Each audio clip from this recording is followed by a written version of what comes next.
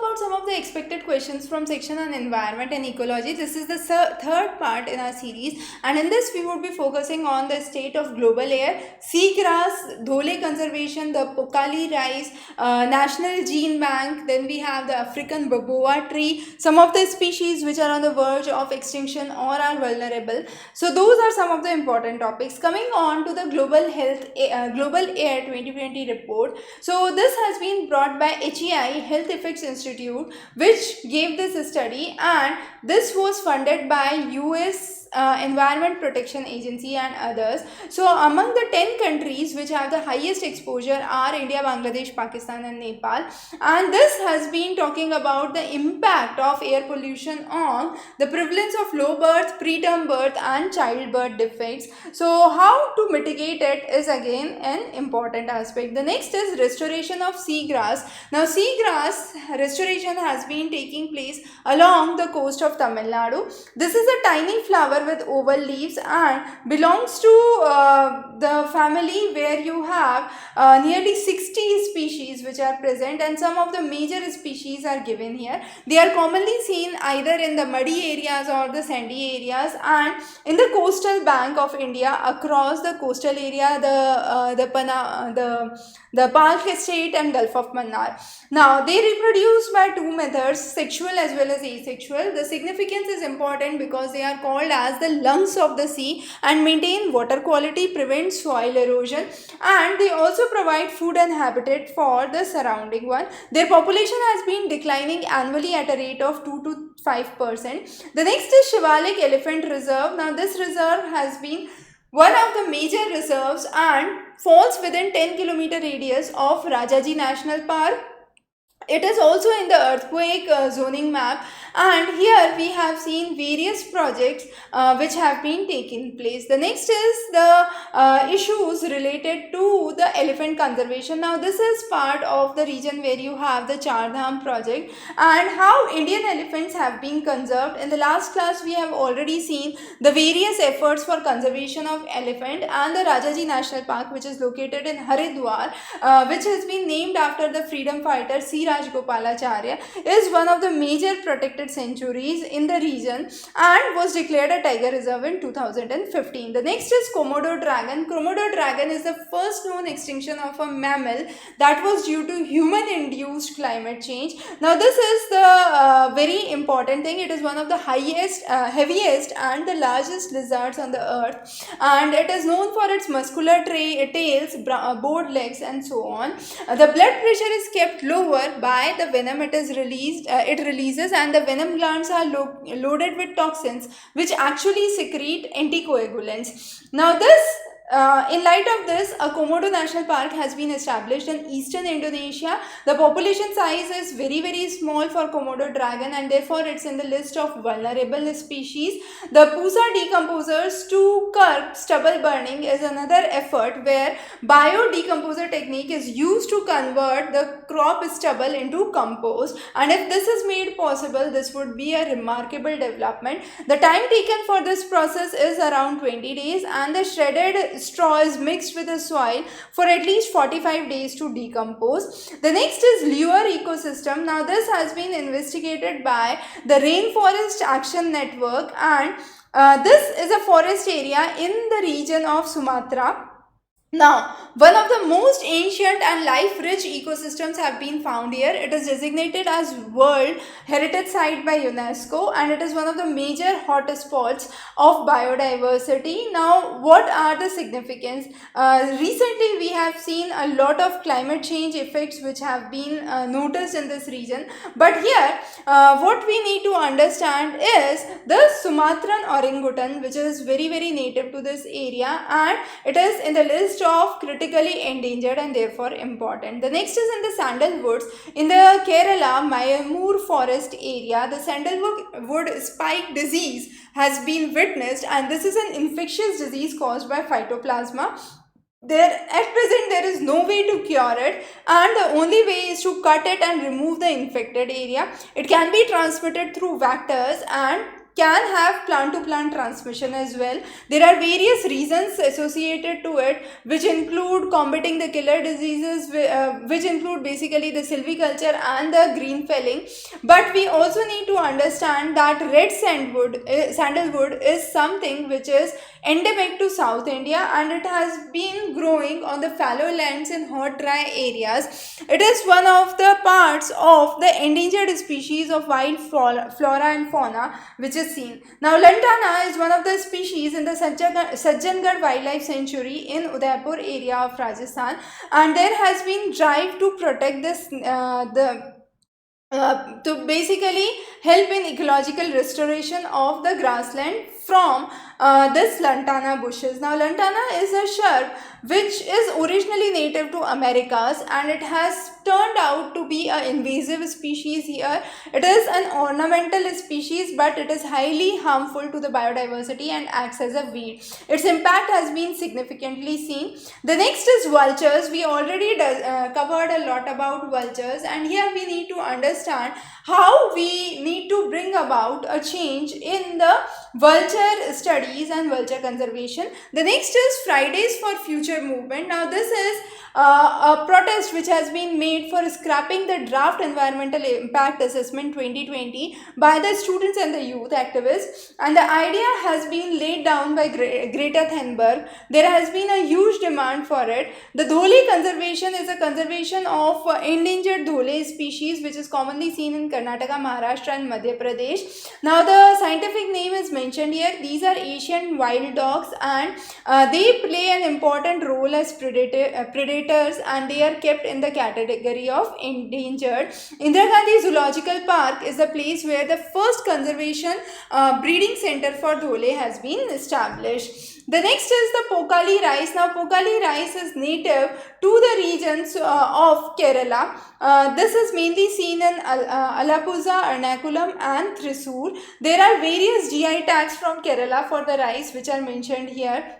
Then we have the varieties of the Pokali seedlings which are brought from Kerala, which is known as Vithila 11. Then in the region of Kuttanad, very important development has come up, and that is the below sea level farming, which is a very unique initiative, and lot of rice cultivation has been witnessed in this region. This has been brought into account by the globally important agricultural heritage systems. Seed bombing. Now seed bombing, we have been discussing it regularly, very important topic. The idea is seeds are introduced into the forest areas, and this would be one of the major ways through which we can bring in basic development in the region by bringing in afforestation and rejuvenation. The next is a rediscovered plant species found in the Tista River Valley region known as Globa andersoni, and this is also known as the dancing ladies or swan flowers, as it is believed to be before extinction.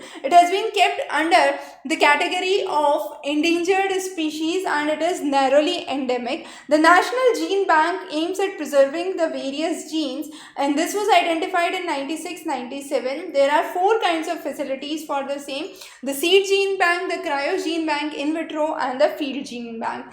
There are various plant bureaus and medicinal bureaus which have been working forward for the same cause. The bubonic plague, which was caused in Mongolia, China and Russia, was brought about by a species of marmot, and this was the Tarbagan marmot, and therefore is important. There are 50 such species which are very close to the ground squirrels. They usually are covered with small furs and have strong claws for digging. They help in aeration of the soil and bringing in more nutrients, but they act as a prey for various predators like fox, leopard, hawks and so on. Rewa solar project has been inaugurated in Madhya Pradesh, and the capacity is supposed to be increased through the Rewa solar project. The solar park and the concept of the solar park we have covered in detail. Bon Bini in Sundarban is one of the centuries old folk theatre for worshipping the forest goddess and knowing the power of the nature. Now this is the deity of the forest, as the name suggests, Bon Bibi, and this character is the major part of the musical drama. Sundarbans, as we all know, is a World Heritage Conservation Site as per UNESCO, and it's the area where you have confluence of Ganga, Brahmaputra and Meghna river, and here we have lots and lots of mangrove forests which are seen. The tiger census was done in 2018, and it was India made it to the Guinness Book of World Record as the world's largest camera was used for trapping this wildlife survey, and the survey also showed a significant increase. Now we have seen how the recognition is done. The recognition in the database is done through the stripe pattern recognition software, and this project Tiger was launched in 73. M-Stripe is a project through which we monitor the tigers, the protection and the ecological status, and the tigers, and the 8 subspecies are given here, of which 3 of the subspecies are now extinct. Those are Bali, Javan and the Caspian tigers. The next is we focus on 6th mass extinction. Again, one of the major topics that we have covered separately in our geography optional topics. A very important topic for the optional students. The sequence of the various mass extinctions, when they occurred and what happened, has been important. The next is the environmental performance index. Now these days we have seen increasing number of questions on these kinds of indexes. Either it can be a hunger index, air pollution index, environmental performance index and so on. So Denmark has been on the highest score. India is at a significantly lower score, and there are 5 parameters which have been taken into account for this environmental performance index, which is taken into account. Now the next is African baboa tree. There are 168 chromosomes of this tree which have been found, and this is a deciduous tree which is usually having broad leaves, and their leaves shed only during one season. They are located from Africa, so they are called as African baboa. They are one of the oldest known angiosperms and have been identified through the C14 dating, and this is important. They are also one of the major threats to this is the climate change. The next is the National Forest Policy, the review of the National Forest Policy, through which we have understood the recorded area, the change in the forest areas in India, and how this draft has been important. The various articles and amendments which are taken into account for improving the same. The next is coral bleaching and the significance of dead coral reef. Now there are 3-dimensional printed coral tracks called as the rubber biodiversity samplers, and they survey the cryptic organisms. Now their change in the population is studied over the time, and missing links are found in the coral food web, which is very important. Now what are cryptic organisms? Cryptic organisms are those which are indistinguishable. They are physically identical with the other organisms, but they are genetically very different, and therefore become very important source of study here. In Brahmaputra river valley, we have seen the area above it, the near surface ozone has been evaluated, and this has been done through ARIS, which is an autonomous research institute of DST, Department for Science and Technology, to identify ozone, methane and the non-methane hydrocarbons in the atmosphere. Also the presence of the VOCs has been identified. A rare palm tree has been identified from the region of Andaman and has been studied at the Jawaharlal Nehru Tropical Botanical Garden Research Institute at Palod in Kerala. Now this is a very rare species. The name is Penang, and this is the name from the modern day Malaysian state. The idea is we have seen this as a critically endangered species, and therefore it is very unique to study about it. The next is Tadoba Andheri Tiger Reserve. Now there are various tigers which are found in this reserve. This is located in Maharashtra. Then again, this is in the Chandrapur district, one of the oldest and the largest national park of Maharashtra, and one of the part of Project Tiger. The next is the development of the invasive species Charu Musal. Now again this has been brought into India through the America, the Central America and the South America. It's a highly invasive species which spreads very very quickly, and if it spreads to the coastal areas, you can see that this would reach the shore area and impact the shores, impact even the fishing and the movement of the boats in this region. The dugong day is important. Dugong is known as sea cow. It is one of the herbivorous mammals which lives exclusively in sea, also found in India, and has been protected under the Wildlife Protection Act. It is kept in the category of vulnerable. These are important because they feed on sea grasses, as we have discussed, and then these sea grasses bed, they move down sometimes, and there has been a significant loss of the sea grasses which has led to impact on the population of dugongs itself. The banana COVID is a new fungal stain which has been affecting the banana plantation, and India, being one of the largest producers of banana, has been severely affected, mainly in the regions of Bihar and Uttar Pradesh. There are various strains which have been noticed, and biopriming is one of the methods through which we are trying to study this. The next is the Sal forest tortoise. Now this is one of the different varieties of tortoise which has also known as elongated tortoise in India and Southeast Asia. It is in the category of critically endangered and therefore important. The next is energy transition index. Now there has been annual ranking for this, and the World Economic Forum actually ranks it. So the rankings of India has been important.